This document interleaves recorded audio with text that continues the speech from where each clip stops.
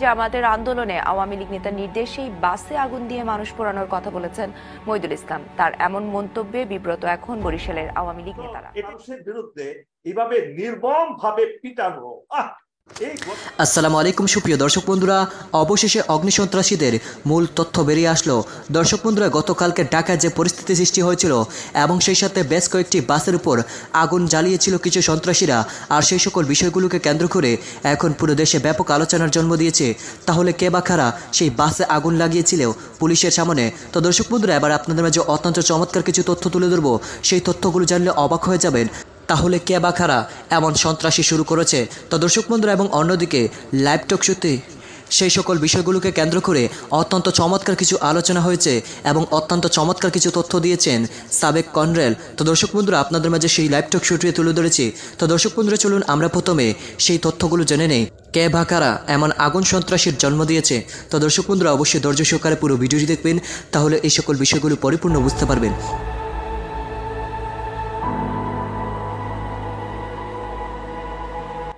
2013 সালে বিএনপি জামাতের আন্দোলনে আওয়ামী লীগ নেতার নির্দেশেই বাসে আগুন দিয়ে মানুষ পোড়ানোর কথা বলেছেন মইদুল ইসলাম। তার এমন মন্তব্যে বিব্রত এখন বরিশালের আওয়ামী লীগ নেতারা। এদিকে সংবাদ সম্মেলন করে মইদুল আরো জানান, 2013 সালে বিএনপি জামায়াতের আন্দোলনে শাহবাগে বাস পুড়িয়ে 11 জনকে হত্যা করা হয় ক্ষমতাসীন দলের নেতা পঙ্কজ দেবনাথের নির্দেশে। শাহবাগের মোড়ে পেট্রোল বোমা মেরে একটি বিহঙ্গ পরিবহনের গাড়ি জ্বালিয়ে দেওয়া হয়েছিল।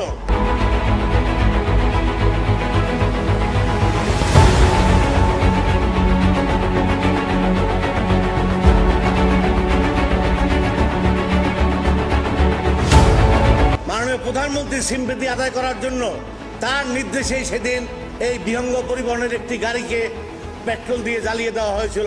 11 জন মানুষকে হত্যা করা হয়েছিল নির্মমভাবে পুড়িয়ে।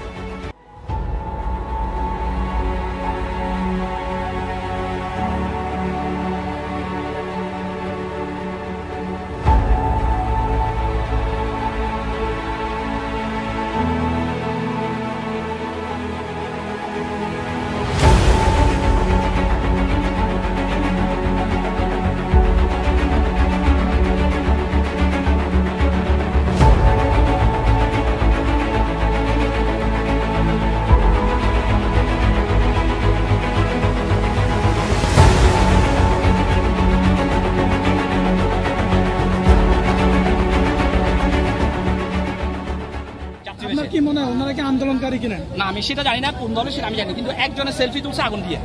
পুলিশ তো খারাপ হয়ে আমি ডাকতে মুখিস দেখতেছে না এরা। আমার তুই নামবি না তোর উঠবে সারমু। কোনো মিছিল ছিল নয়, দোনো পাশে পুলিশ, এই পাশে পুলিশ, এই যে গাড়িটা দেয় না এখনো পুলিশ। এরা মোটর সাইকেলটা নিয়ে আসছে, আইয়া বাস হ্যাঁ হেরা করে দিয়া গেছে। পানির বোতলের ভিতরে 250 গ্রাম কম বেশি হইবার অক্টেন ছিল। উনি অক্টেন অল্প দিয়ে আগুন ধরেছে, পর ভিতরে কি করছে অক্টেনের বোতলে ফিকে দিচ্ছে আর কি, যাতে পুরো গাড়িটা আগুন ধরতে পারে। ধরার পরে আগুনটা ধরেছে সর্বোচ্চ 10 সেকেন্ডের ভিতরে উনি এখানে গেটের সামনে দাঁড়াই আবার একটা সেলফি তুলছে, হাত আঙুল দিয়ে সামনে সেলফি, হ্যাঁ আঙুল দিয়ে সেলফি তুলছে যে আমি আগুনটা ধরাইছি। ধরানোর পরে দ্রুতভাবে হুন্ডার ভিতরে 2 জন মিলে উঠে গেল, আর আমরা দৌড়ে ধরা মানে করতে চায়, আবার সন্ত্রাস করতে চায়, তার দেশে আনতে চায়। তারা কিভাবে এত আগে বিএনপির কথাগুলো জানতে পারলো?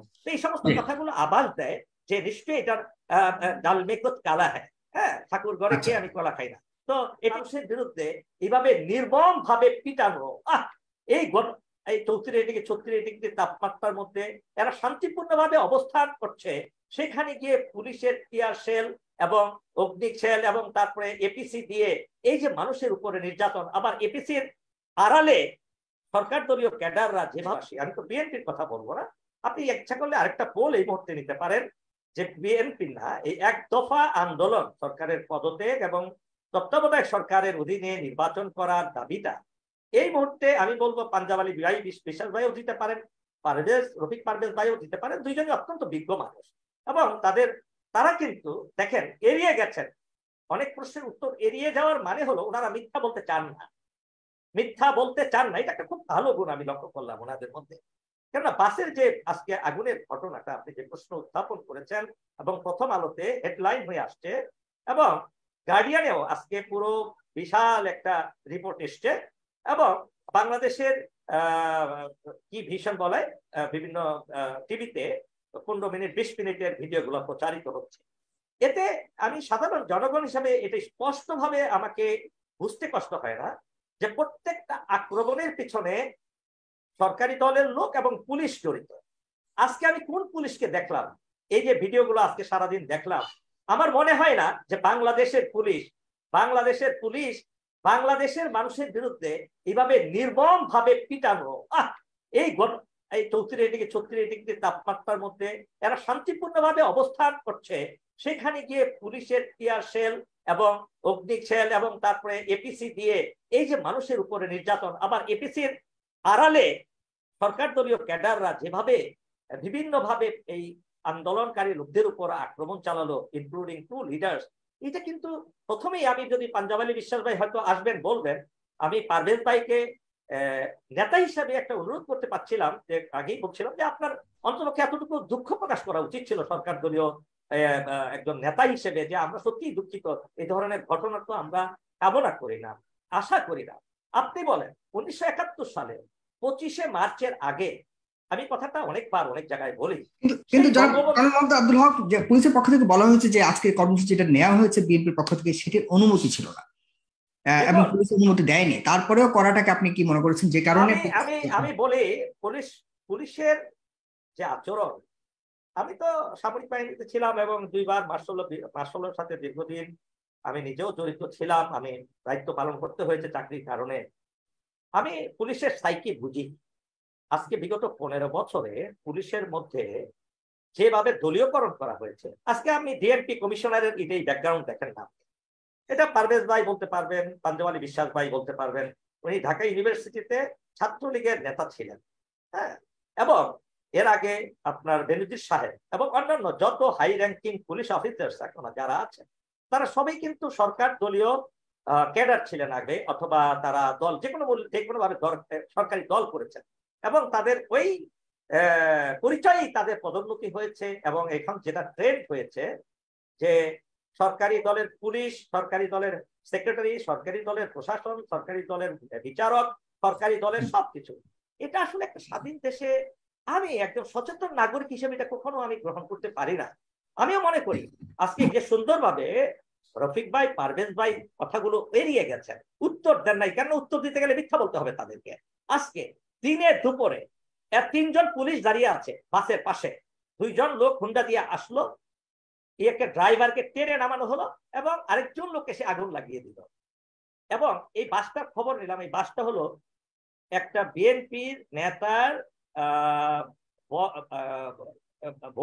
বড় বোনের তার ওয়াইফের বড় বোনের হাজবেন্ডের বাস। এটা সে কান্নাকাটি করে বলতেছে আমার বাসটা গেল, সব গেল, আমার সব উপার্জন চলে গেল। এবং আরেকজন মহিলা, আমি শুনেছি, এটা আমি কনভিন্স, মানে আমি ঠিক 100% আপনাকে কনফার্মেশন দিতে পারবো না, একটা মহিলা চিকিৎসালয়ে যাচ্ছিলেন অ্যাম্বুলেন্সে করে, সেই মহিলার গায়ে ওই কোনো জায়গায় হয়তো অ্যাম্বুলেন্সটা থেমেছে, সেই মহিলার গায়ে একটা টিয়ার শেল লেগে সে মহিলা নাকি নিহত হয়েছেন। হ্যাঁ, আমি জানি না এটা কতটুকু সত্য বা। তো দর্শক বন্ধুরা, আপনারা হয়তো পুরো ভিডিওটি দেখে এবং এই সকল তথ্যগুলো জেনে অবশ্যই বুঝতে পেরেছেন অবশেষে কে বা কারা এই অগ্নিসন্ত্রাসীদের সাথে জড়িত, এবং সেই সাথে গতকালকের সেই ঘটনাটি নিয়ে এবার অনেক প্রশ্ন উঠেছে। তাহলে পুলিশের সামনে কে এমন সন্ত্রাসী যারা আগুন দিতে পেরেছে বাসের মধ্যে? তো দর্শক বন্ধুরা, এবং সেই সাথে সেই সকল বিষয়গুলোকে কেন্দ্র করে অত্যন্ত চমৎকার কিছু তথ্য পেয়েছেন। তো দর্শক বন্ধুরা, আপনারা এই সকল তথ্যগুলো জেনে এবং এই সকল ভিডিওগুলো দেখে আপনাদের কাছে কি মনে হচ্ছে? তাহলে কি শেষ পর্যন্ত আওয়ামী লীগ তারা নিজেরাই এমন কর্মকাণ্ড ঘটিয়েছে? তো দর্শক বন্ধুরা, এই বিষয়ে আপনাদেরকে মতামত অবশ্যই কমেন্ট করে